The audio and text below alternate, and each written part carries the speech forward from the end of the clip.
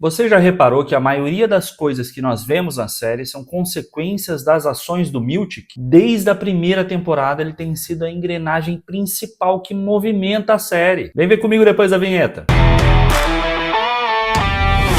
Fala, meus queridos, eu sou o Diogo Alpendre e seja bem-vindo a mais um Viu Comigo. Eu não sei pra vocês, mas pra mim o Seth Miltic é um dos personagens mais emblemáticos e misteriosos de Ruptura. Interpretado pelo Tramell Tillman, o Miltic não só manipula os zines dentro da série, mas também muitas vezes nós, os espectadores. E com isso nós vamos agora analisar o percurso do Miltic até agora na série e como grande parte da trama é movida por ele. Então já aproveita, se você ainda não é inscrito, se inscreve no canal, ativa as notificações e deixa o seu like para ajudar o canal que está só começando. E assim, os vídeos chegam a mais pessoas e nós conseguimos produzir ainda mais vídeos. E com isso, todo mundo ganha. Ah, e não se esqueça, se você ainda não viu a série, esse vídeo está repleto de spoilers e teorias. E falando em teoria, nós temos também o perfil severance.ruptura no Instagram, que nós publicamos teorias, análises e curiosidades sobre a série desde 2022. Tem muita coisa interessante por lá. Então vai lá e segue também. E agora vamos direto para o vídeo de avaliação de desempenho do Seth Miltic na série. Desde o início lá da primeira temporada, é o Miltic quem dá o tom do que nós vemos representando a Lumon. Ok, a Cobell também estava ali, até nós vemos ela interagir um pouco com o Mark, com a Helena, mas é o Miltic a cara da Lumon para nós na primeira temporada. Ele não só tem mais tempo de tela e envolvimento com os nossos zines, mas é ele quem coloca a mão na massa. E, portanto, para nós, ele é a cara da Lumon. Desde a sua primeira aparição lá no episódio 1, quando ele foi buscar o Mark para falar com a Cobell, o Miltic tem sempre essa postura misteriosa, calculista e carismática, se a gente pode dizer assim. E a sua dedicação na primeira temporada foi tão grande, ele trabalhou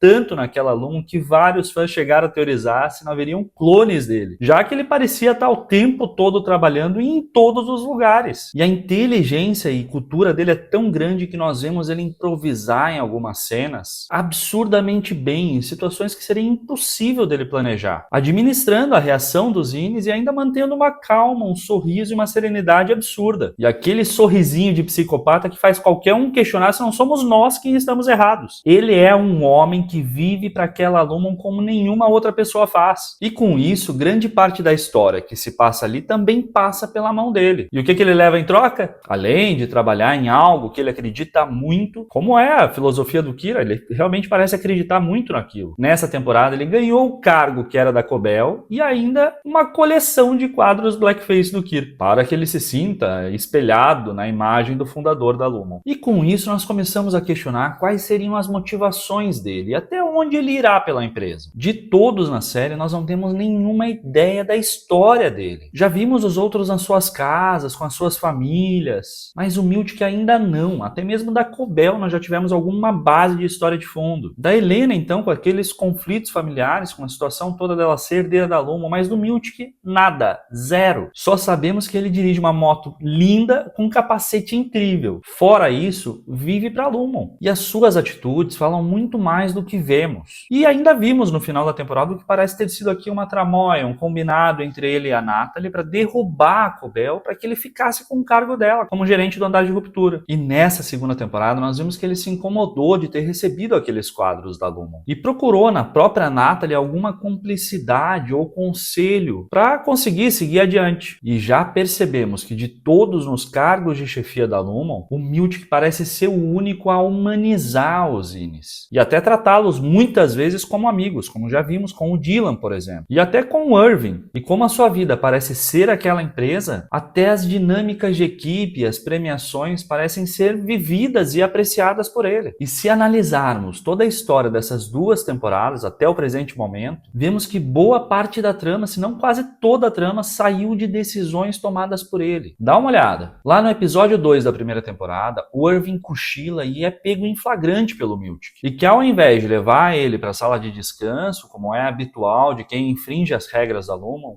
ele levou o Irving para uma sessão de bem-estar. E quem é que estava lá?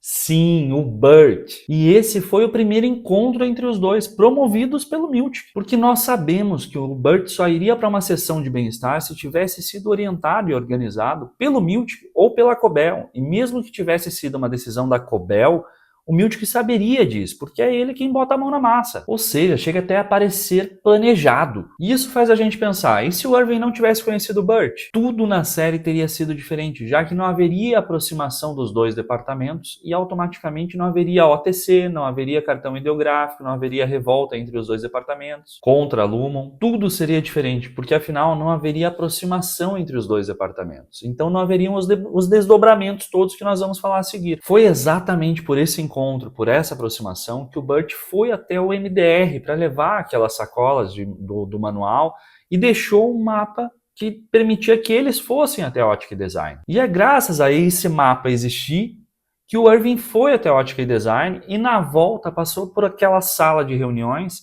e encontrou, por exemplo, o livro do Ricken, que estava lá. E quem que deixou esse livro lá? Exato, foi o Miltic. Naquele episódio, quando a Hayley tentou fugir, depois deles irem para a Ala da Perpetuidade. E nós sabemos que o livro do Ricken, o The You You Are, colocou aqui, de certa forma, pensamentos revolucionários, tanto na cabeça do Mark quanto do Dylan. Além disso, foi graças a eles terem ido até a Optic Design que permitiu que o Dylan embolsasse o cartão ideográfico 7199G, que depois obrigou o Miltic a ativar a OTC e acordar o Dylan na sua casa, dando conhecimento ao Dylan de que existia esse procedimento, e foi com esse conhecimento que eles ativaram a OTC no último episódio, e assim conheceram o mundo exterior. E isso mudou tudo na série. E além disso, até nas pequenas coisas, ele aplicou um 266, ou seja, um BFF, no departamento dos refinadores, com aquele quadro da Barbárie da Optic Design. E o que parecia interessante, até agradou a Cobell quando ela descobriu, né? Mas no fim, o Dylan encontrou a outra versão lá no departamento de OID, Calamidade do Macrodados, o que fez eles concluírem que existia aqui uma manipulação da Lumon e que criou laços ainda mais estreitos entre os dois departamentos. E nós vimos em diversos momentos durante a primeira temporada ele discordar da Cobell em relação às atitudes que ela tomava com os Innis. E provavelmente também sobre o tratamento dado para os refinadores. Porque apesar dele ser extremamente exigente e ter sido tão rígido muitas vezes com os Innis, ele ao mesmo tempo era muito simpático com eles e empático, como a Cobell nunca foi. E talvez isso tenha motivado ele a entregar as fotos da Hayley tentando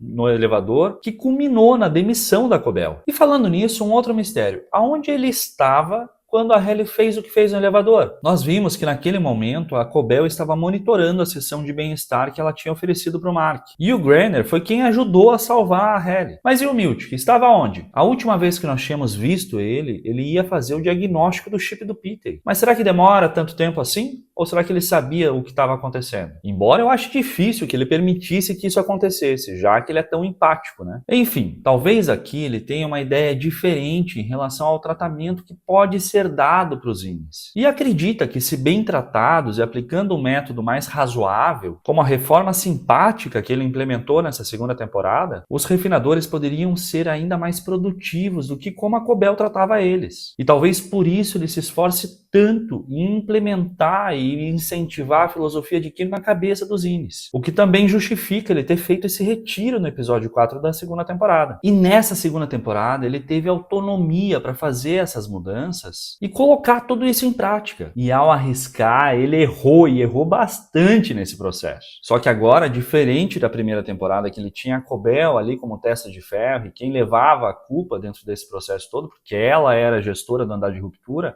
agora é ele quem está nesse primeiro plano. Então a corda para ele parece muito mais bamba nesse momento. Nessa segunda temporada, com autonomia, ele decidiu demitir o Irving e o Dylan. E o que aconteceu? Com isso, o Mark não quis trabalhar com uma equipe nova, que foi ele quem escolheu, inclusive. E ainda permitiu que o Mark mandasse uma mensagem para o conselho através do intercomunicador. E depois teve que recontratar o Dylan e o Irving e demitir os outros refinadores. Ainda, aparentemente, ele aceitou que a Helena descesse para o andar de ruptura. Embora eu acredite que ele não teria muito voto nessa decisão, afinal, ela é a filha do dono da empresa. Além disso, ele instituiu reformas amistosas que incluíam passes livres aos refinadores, o que permitiu que eles descobrissem novos departamentos, como mamíferos nutríveis, por exemplo. E também foi graças a esse passe livre que o Irving conseguiu voltar para a Optic Design e conversar com a Felícia. E o que aconteceu nessa conversa? Ele descobriu aonde era o corredor preto que leva para o andar de testes, ou, como ela fala, corredor refinador de exportações. Tudo graças ao Miltic. Depois ainda levou os refinadores para um retiro, que não só terminou com a demissão, morte do Irving, mas que além de ter permitido que o Mark e a Helena dormissem juntos, e que talvez até origine um bebê dentro dessa situação, esse retiro desmascarou a Helena. E ainda quase culminou na morte dela, sendo obrigado a trazer a Halle novamente. Que vamos combinar, ela provavelmente vai ser um pé no saco na vida dele. E ainda, olha que loucura, nesse episódio 5, por empatia com os refinadores e até mesmo por consciência pesada do que aconteceu no episódio 4, ele decidiu aceitar oferecer um funeral para o Irving na sala de descanso. E o que aconteceu lá? Ele permitiu que o Dylan encontrasse o bilhete do Irving que ele escondeu atrás do quadro Hanging There e conhecesse as coordenadas que levam para esse elevador que vai para o andar de testes. Foi como eu falei, se analisarmos, não existe nada nas ações dos zines que não tenha sido dado como um pontapé inicial do Miltic. Se não fosse por ele, não haveria série, não haveria história. E seja por empatia, por humanizá-los como nenhum outro cargo de chefia da Lumon faz, ou talvez aqui até por outros motivos pessoais que nós ainda não conhecemos, é ele quem faz a roda girar para a série. Se não fosse o Miltic, se fosse outra pessoa a comandar o andar de ruptura, provavelmente os refinadores trabalhariam o dia inteiro nas suas mesas, usufruindo dos 2 tokens diários para ter uma pequena alegria no seu dia a dia, ali na máquina de snacks, e só. E seriam como escravos, que é aparentemente o que o Sr. Drummond quer que eles sejam. E se havia essa hipótese desde o início, do Miltic ser mais cruel e sádico, como ele mesmo diz que a Cobell era, o que motiva ele a ir no caminho contrário? Será que tudo isso que nós elencamos aqui foram só erros de gestão e decisões questionáveis? Ou será que o Miltic tem outros planos? Se analisarmos bem, o Miltic seria um excelente cavalo de Troia. E eu adoraria ver esse maluco dançarino do lado dos nossos zines. E você? O que você achou desse vídeo? Comente aqui embaixo qual a atitude do Miltic que você mais gostou. E se você não tinha visto nada disso, agora você viu comigo.